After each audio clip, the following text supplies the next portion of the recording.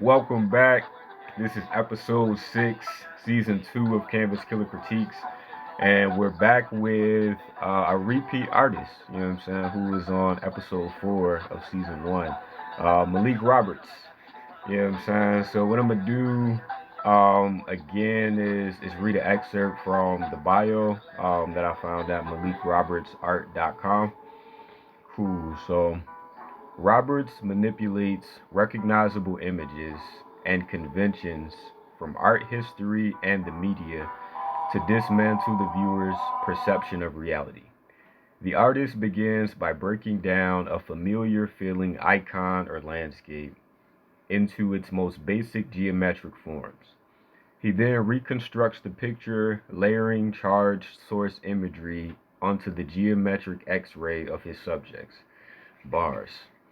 In this unique artistic language, Roberts articulates haunting similarities between reality and caricature as fluently as he expresses their spiritual dissonance. Yo, that's beautifully written for one.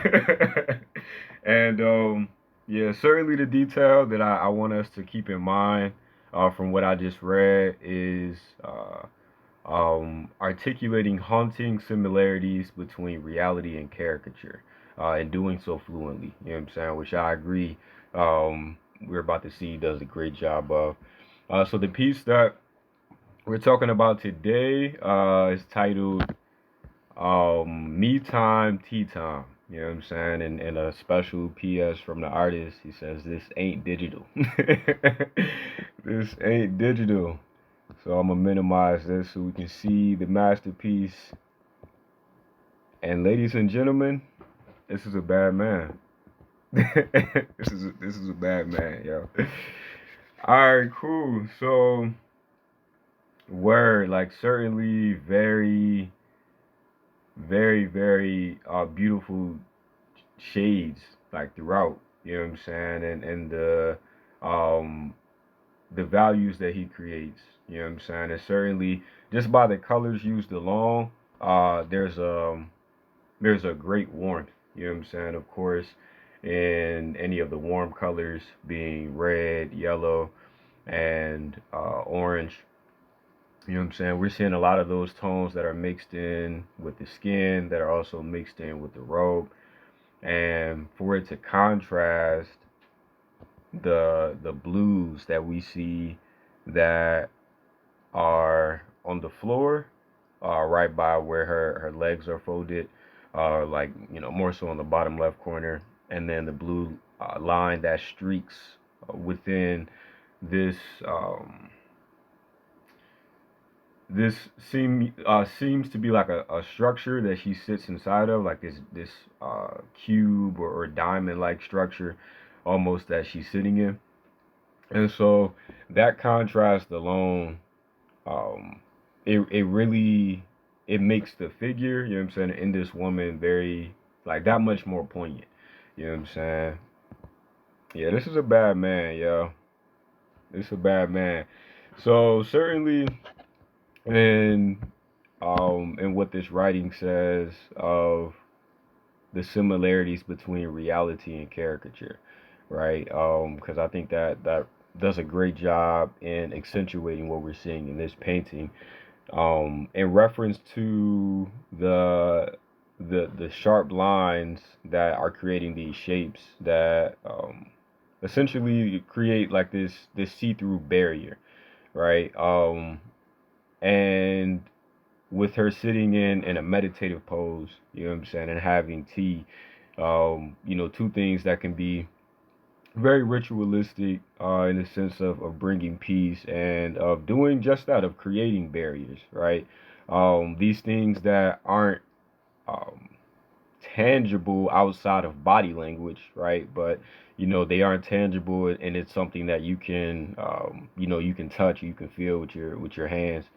Though to be able to be in the presence of someone and to see the proof of doing things like meditating, of praying, of focusing your thoughts, of journaling, and how it is that shows up in the body, and in your presence when you're around people can very much be as Malik has painted a barrier or like a force field or protection, if you will.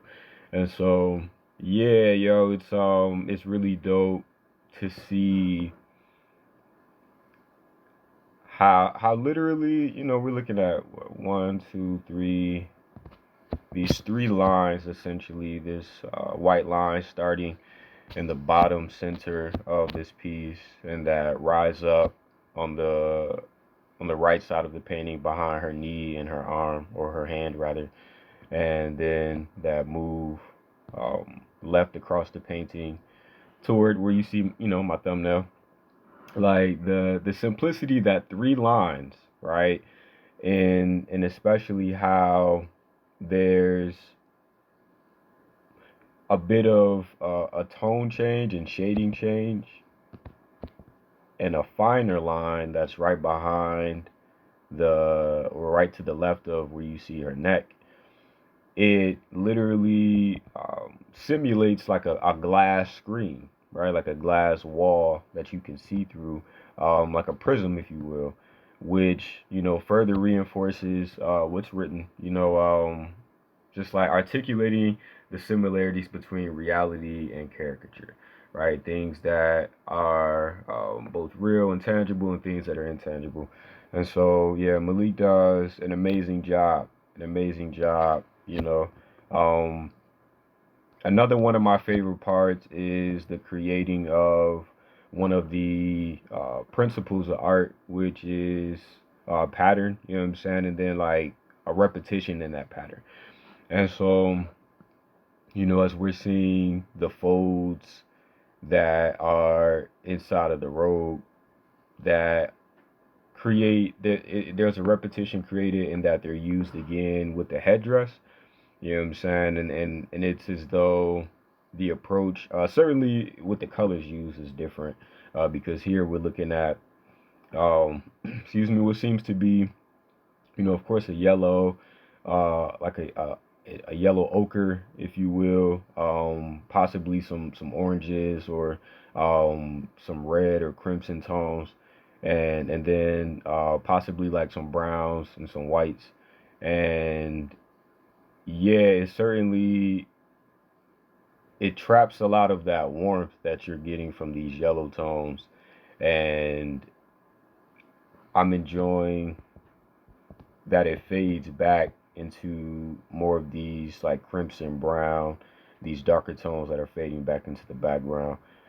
So the patterns that he's using to create these folds is creating a lot of great moments for contrast, and how it is that he's spreading out the values in these really light yellow tones, going deeper into the yellow and oranges tones, and then that eventually fades out into like a dark brown. Boom. And then with that pattern of the folds returning in the headdress, the aesthetic up top, yo, like it gives off a completely different texture. You know what I'm saying? Because this is yeah, like it definitely, it doesn't read visually as silky uh as the texture of the robe. Like this reads much more like a soft towel. You know what I'm saying? Which Malik did a great job of executing with these very muted shades of between the whitest portion of it on the far right, with a bit of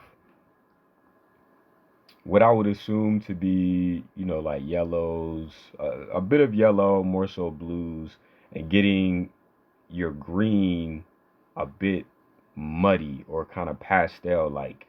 You know what I'm saying? Possibly adding that mixture with some grays, and again with a little bit of that white, and it looks a bit like yellow, right?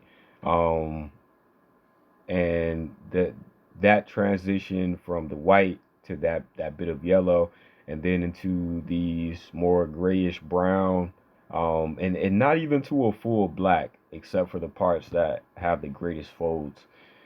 It really, there's a lot of like soft accentuation, you know what I'm saying, with the way that these folds are in contrast to the ones in this fabric look a bit more sharp, right? A bit more flowy, whereas these are a bit more stagnant in the folds, and the folds look a lot fuller.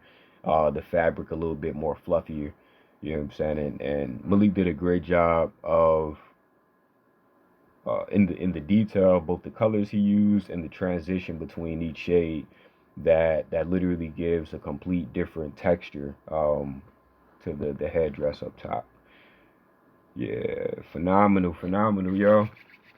And so yeah, for another favorite moment, certainly you'll see even in the piece that was featured in last season's episodes, which is episode 4, you'll find and the name of the artist is escaping me, but it should be in the description of the last video, which is a great reason for you to go and check that out. Um, episode 4, season 1. Though there's an artist that certainly is given a head nod through Malik's work in the use of um, these very high cheekbones as are expressed with these double lines that you see right to the left of the eye on the left of this woman, and very high teeth, right? That I'll put the thumbnail in the spots that I'm talking about. That may help. So right where the bottom corner, the bottom right corner of my thumbnail, on the high arcing cheeks that I'm seeing, and the teeth right underneath, it's very reminiscent of a particular artist. Like I said, the name isn't coming to mind, and I love what Malik does with it, and adds it as an accentuation or a talking point even, alongside his paintings, and it accentuates very well, again, what was written in this young man's bio about this fluid joining of caricature and reality, where there's a certain attitude, there's a certain demeanor that is suggested by the way that the plain white lines are drawn on the face, and how it is that they overlay real facial expression. And so, there are a lot of things that can be suggested by what's added in white.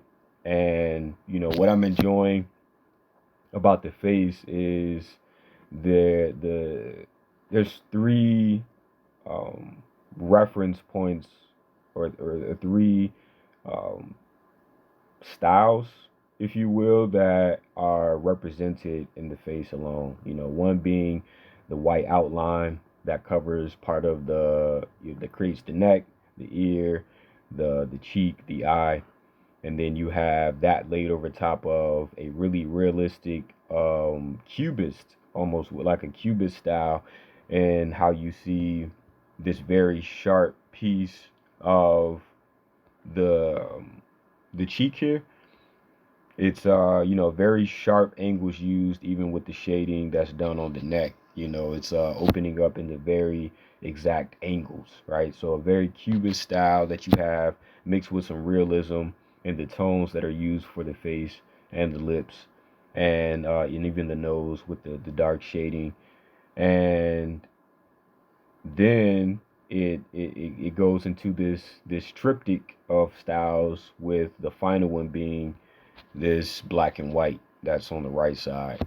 And so these things go into each other very seamlessly, and they also stand distinct from one another, as though you're reading each of those parts like different tiles in a mosaic. And yeah, bro, it's phenomenal. You know what I'm saying? I'm sure he's aware, but it never hurts to give people a reminder. You know what I'm saying? So, certainly go and check out his work. Very vibrant, very beautiful renditions. This is a piece that, unlike the one that I spoke about last season, This one isn't as political or an agitprop piece. But certainly a mood piece. You know what I'm saying? It's strong. I can definitely see this inside of somebody's office, inside of, somebody's bedroom or common space, like wherever you like to find your zen and your relaxation. You know what I'm saying? This is a really, really beautiful piece. So yeah, certainly all of, his info, where you can find the bio, where you can find his work, his Instagram, I've included inside of the video description. So yeah, please, check this brother out, yo. I'm gonna speak it now. I will have a Malik Roberts painting in my place in the near future. I see that. I see that for myself. I deserve great art in my home. Yo, so thank you all for tuning in. Episode 6, Season 2, CanvasKiller Critiques. We have just talked about Malik Roberts' painting titled Me Time, Tea Time. And as he said, this ain't digital. We'll see you next time. Peace out.